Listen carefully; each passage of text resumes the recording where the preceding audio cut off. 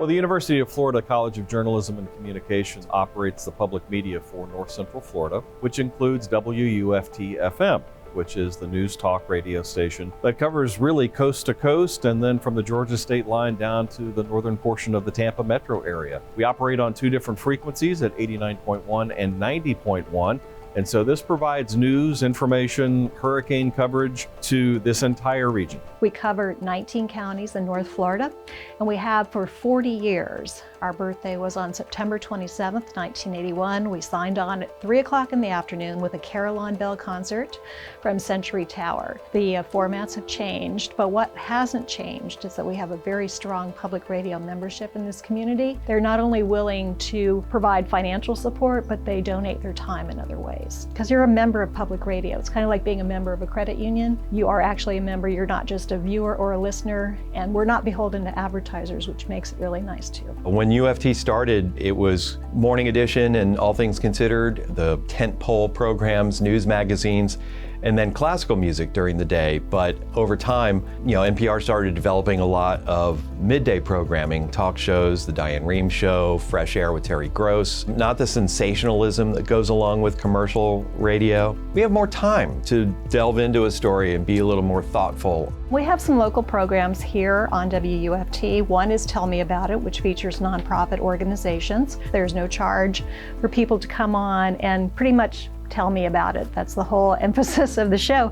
And it's become quite popular, even though it's on early on Sundays. It's a podcast and it's now featured on NPR One. We also have Animal Airwaves Live, which is a partnership with the UF College of Veterinary Medicine. And it's a 1-hour call-in program where there's a different veterinary person, either an assistant or a full professor.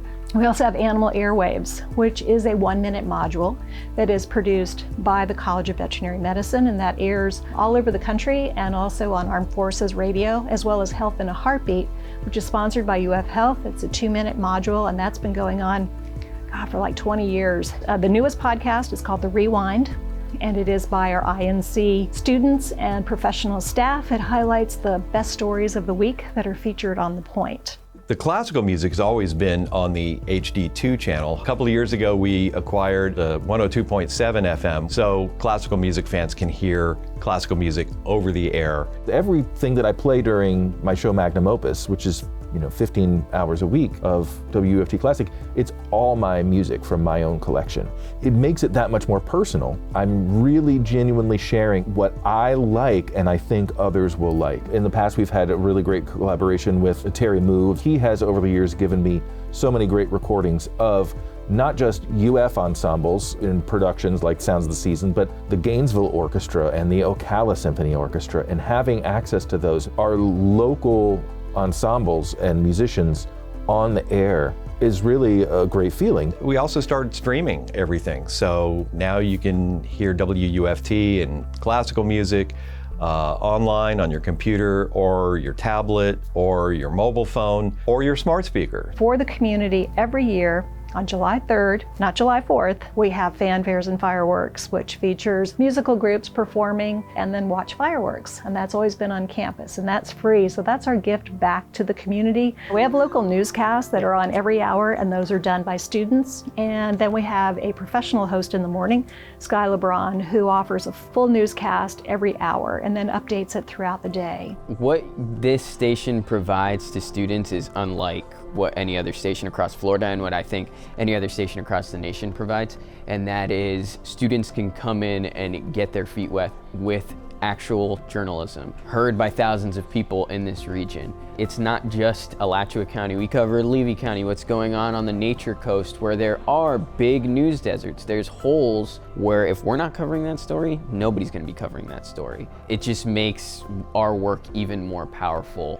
The Innovation News Center, which is where we're standing right now, is an incredible resource. Helps us with our dual mission of educating future generations of journalists. So when the INC comes up with a special program or feature that they work on all semester, we'll air those segments in Morning Edition, or they'll put it together as a special half-an-hour feature. The other thing is the work that we do in public safety. FPRIN, the Florida Public Radio Emergency Network, was founded here at WUFT in 2013. We provide an unfiltered opportunity for official sources, emergency managers, National Hurricane Center, National Weather Service, to provide public safety weather information to partners throughout the state. So most of the NPR and PBS stations will carry our coverage of a significant weather event. WUFT-FM has to pay over $500,000 a year for this quality programming. That money needs to come from somewhere. So we rely on community support to help us through donations, through gifts, through putting us in their will, through vehicle donations, through property donations,